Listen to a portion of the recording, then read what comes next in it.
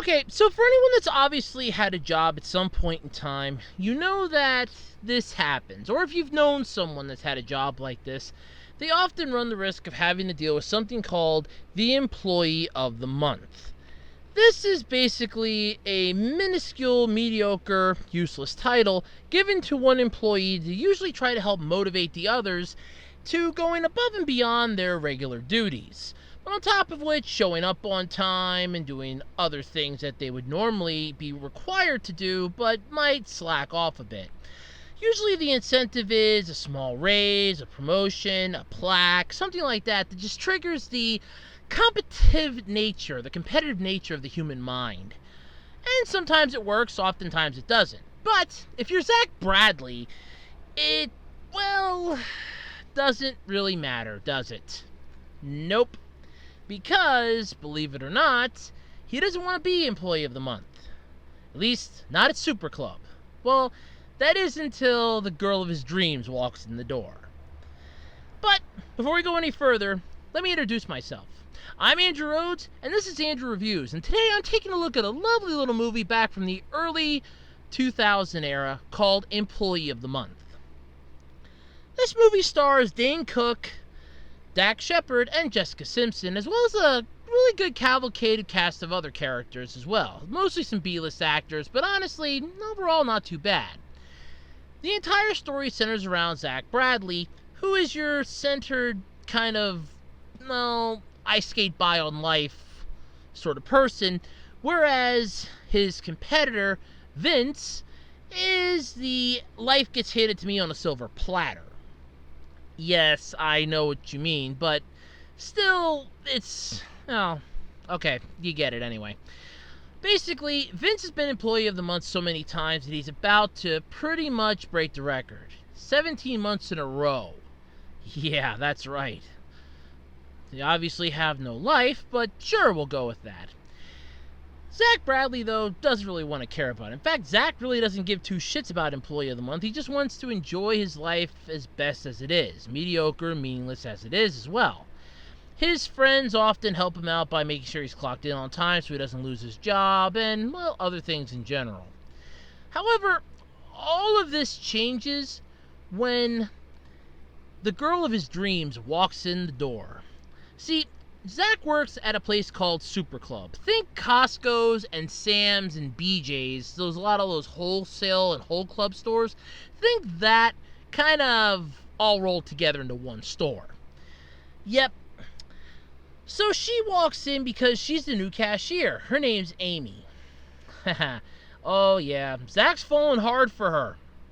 His friends quickly reminded him of how badly Vince has pretty much taken every girl that Zach has had his eye on. The redhead in Lawn and Gardens, the Asian lady that was working in automotive, and the blonde in frozen food. Now, yes, this movie is sort of like a PG-13 to very soft R-rated, but in all honesty, it's not bad. In fact, if you've ever hung around Twitter for like an entire day and a half, you could pretty much watch this movie because 90% of what you'd hear on a certain Twitter pages would pretty much be this entire movie. So, yeah, it's not that bad. But either way, it's still kind of funny. So Zach decides he's going to be Employee of the Month, especially after finding out that Amy sleeps with whoever is Employee of the Month. I'll get to that in a minute. Anyway, he decides to embark on a quest to become Employee of the Month by getting up early, getting to work on time, and royally screwing up. Eventually, he tries so hard that he starts, well, thinking that it's not worth it. That is until he helps a lady who's picking up a coffin. Yes, Super Club sells coffins. Obviously, this movie knew what it was doing. I'm just saying. But anyway, after helping her and really making her feel like she's welcome in the store, like she's a member of the family almost, she concludes that he's a great person, that she'll be back just for him alone, and tells this to the assistant manager, who presents Zach with the star. Well, let me rephrase that. He awards Zach the star, which is put on by the security guard, congratulating Zach, with Vince throwing a massive temper tantrum because once again he was denied his gold star, attempting to get to his completed goal. This is the turning point for Zach as he actually begins to make things, well, work better, especially after he agrees to take over as cashier, whereas he was the lowly box boy. And doing so, he actually earns another star and starts earning the respect and admiration of the higher ups at the store. However, at the same time, he begins alienating his friends. The movie does keep itself on its toes by balancing the good and the bad. For every good that happens, something bad also comes along to try to balance out the equation. Zach gets a gold star, him and Amy have a date. That all works out well, and it all just keeps boiling up and driving Vince mad. Vince, who was pretty much the cock of the walk and, well, pretty much the king kahuna as it was in the store, is now reduced to your lowly flunky. He hates this. He can't stand it anymore. It's pissing him off that he is now stuck in this role, and he doesn't want it.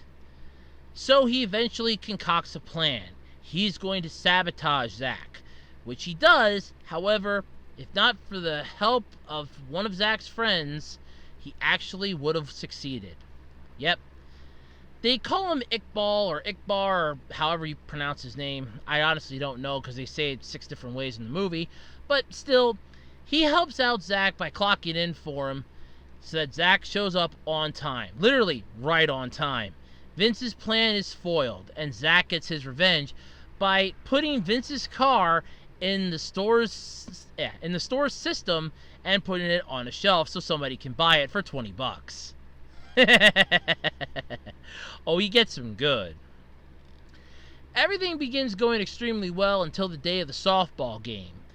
With, well, unfortunately, Vince being the one going, Zach accidentally gets volunteered, or drafted basically, into having to help out, forgetting that he made a promise to Iqbar that he was going to stay and cover his shift while Iqbar went to his son's championship soccer game. Unfortunately, Zach breaks this promise and goes to the softball game, winning the game for Super Club over their competitors, Mega Mart or Maxi Mart. Unfortunately, there was a massive rush of people wanting to buy electronics at Super Club, and this cost Iqbar his job.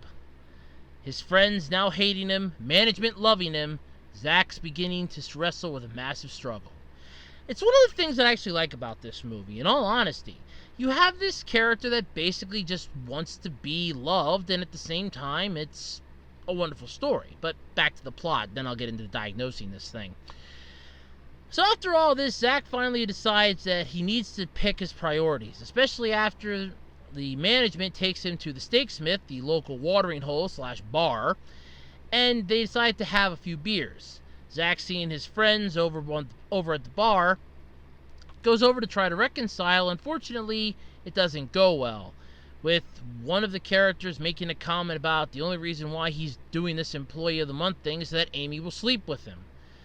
To which she hears, gets extremely pissed, and wants nothing more to do with him.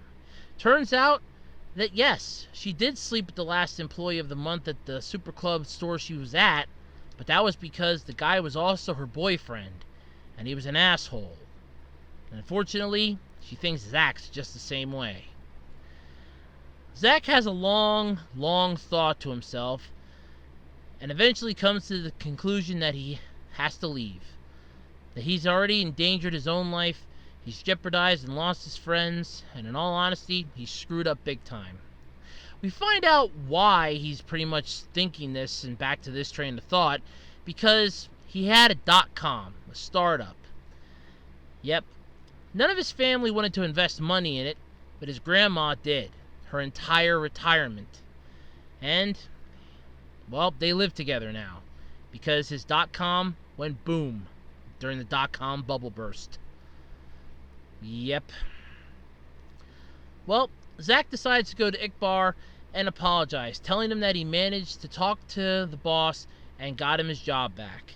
However, Iqbar doesn't want it. Him getting fired was the best thing that could have happened. He's a stay-at-home dad now because his getting fired gave his wife the courage to go to work and demand her promotion. She wanted her promotion so badly that her husband getting fired gave her the confidence and the courage to go and demand it. Good for her. And he's happy. He gets to be a stay-at-home dad. So he doesn't want his job back. But now, Zach wants to try to win Employee of the Month for himself. Not for the girl, not for the glory, but just to prove that he can do it himself. So, with a little bit of finagling with the human resources lady, whom we found out can easily be bought off with a couple of Butterfinger bars, Zach's back in the running. He takes on Vince in a 1-all tiebreaker, since both of them have enough stars to technically be Employee of the Month, but there's 1 day left.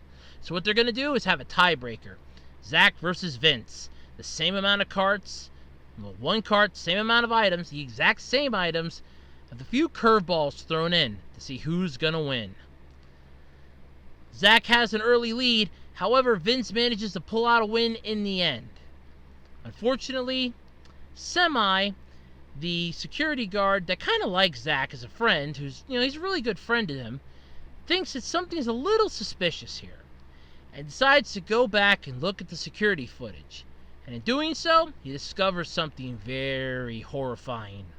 At the awards ceremony, as Vince is about to be crowned the Employee of the Month for 18 times and win a brand newish Chevy Malibu, newish, I love that phrase, Semi reveals the tape showing that Vince has been stealing stuff and giving stuff away for free because he hasn't been ringing it up. He's pretty much been stealing from Super Club, and everybody that he's been at, they've all been benefiting.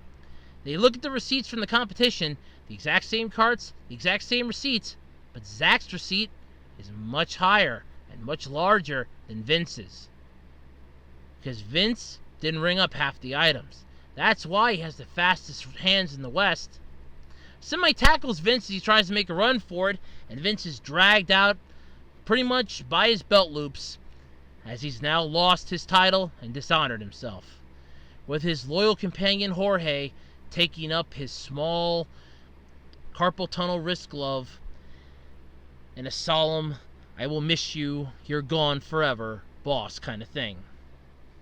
Zach's awarded Employee of the Month, and everything falls back into place, with Amy basically telling him that, well, he'll have to see if she actually does sleep with the Employee of the Month come next month, see if he actually can do it again. And thus, Employee of the Month ends on a really funny note, as we're treated to one little scene with Vince and Jorge. Throughout the entire movie, Jorge has been Vince's, well, I kind of want to say, mini-me, in a way. Yes, Jorge the box boy has pretty much been right there by Vince's side the entire time. And this time, Vince is in Jorge's car listening to a song, and Jorge asks, "Does Maxi Mart really make you wear those ankle bracelets?" To which Vince goes, "No, I'm on house arrest. I can't go a mile from my home and or work." But he's out, he's happy-ish. And he asked Jorge the same couple questions that Jorge had asked him earlier in the movie. "Could you give me a ride home?" "No." "Can I take your car for a spin?" "No." "Could you at least take me to the bus stop?" But instead of Jorge saying no, he goes, "Yes," and takes him past the 1 mile mark for his ankle bracelet, to which Vince gets a massive shock, and thus the credits begin to roll. Honestly, I really do like Employee of the Month. I bought it at Walmart when it came out, ironically, just for the hell of it, really, and it's been one of my favorite movies to watch ever since. I mean, it's one of those nice little underdog stories that technically anybody could actually feel part of. You don't have to have actually worked at a company like that to want to have that feeling of camaraderie. Plus, the story is great. The scene with Amy and Zach having their date inside the store, the whole Zach basically taking over Vince's kingdom, it was all just a lovely metaphor. It's basically, here the king is sitting on his throne, looking out upon his kingdom, as miserable as they may be, and up pops a lowly peasant, who's now suddenly taking over the kingdom, is outshining the king, as everyone in the town and the kingdom loves the peasant, and the king is getting furious. It's a wonderful little metaphor, and honestly, it fits perfectly for this movie.